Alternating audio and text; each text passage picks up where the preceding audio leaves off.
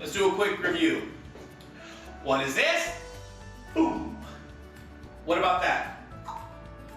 And what about that? Fantastic. Now, who's that? And who is that? And who is that now? Very good. Now, where are we? And what about now? You remember this, right, from the previous video? What about now? Where are we now? Very good. Fantastic. Everything that you just mentioned is under a classification of words that we call, you said it, nouns. That's right. Everything, every person, and every place that we mention, okay, is under a classification of words that we call nouns. Remember, a noun is a person, place, thing, or idea. Now, quick review. Describe me. Chubby, right? Thank you, Lars. Now, what about, remember, tall? No. Short? Sexy. Smart. All right. So, those words that we use to talk about, what do we call those words? Those words are adjectives. Okay? So good. So let me backtrack here for 1 second. We talked about nouns. Now we talked about adjectives. Why? Because to make sure that you understand what an adjective is, I needed to make sure that you understood what a noun was. Now, let me ask you a question. Do you celebrate Christmas? Yeah? Do you know who Santa Claus is? Ho, ho, ho, right? What is his job? His job is to give. This guy works all year round so that one night out of the year he goes all the way around the world and he gives and he gives and he gives everything away. Not to mention he kisses people's mamas. I saw Daddy, Mommy kissing Santa Claus. Remember that song? Anyway, it's a cute song. Now, whenever you hear the word clause in grammar, I want you to think about Santa Claus, because just like Santa Claus gives, a clause in grammar also gives. Okay? So a clause is a group of words with a subject and a verb together that gives information or additional information to a sentence. What does it do? It gives information, just like Santa, to additional information to a sentence. Now, do you have brothers and sisters? You might say, some of you guys might say, yeah, okay. Do you have aunts? Well, auntie, she's kind of weird, but she's an auntie. And do you have cousins? A grandfather? Stepmother? Whatever, okay? What do we call those people? Besides your family, the other term that we use are relatives. Now, let me ask you a question. Am I your relative? No? Why not? What is missing? We're missing either a legal right, contract, such as that we can have through marriage, or a blood, right, or a blood connection that we could have through, genetics, right?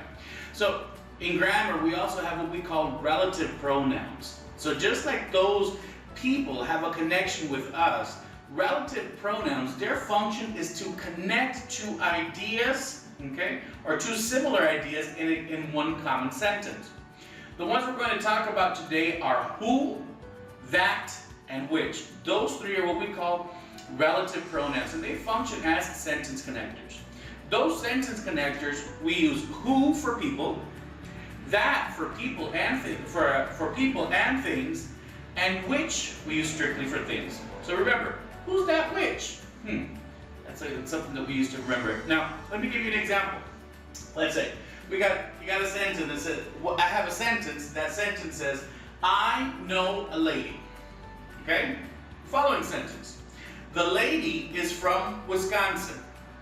In the first sentence, obviously I have a subject, I have a verb, know, and in the second sentence, I have another subject, the lady, and another verb, is.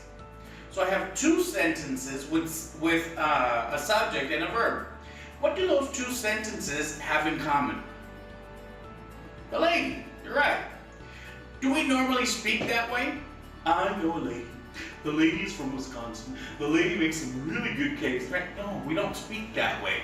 So what do? We join them together to make speech more fluid. We use these pronouns. So what is the step that I'm going to do? I'm going to isolate the lady in the second sentence, right? And I'm going to replace it with a pronoun, a relative pronoun. Which relative pronouns can I use? A lady is a person, so that means I can use either who or that. Whichever one you want, it's okay.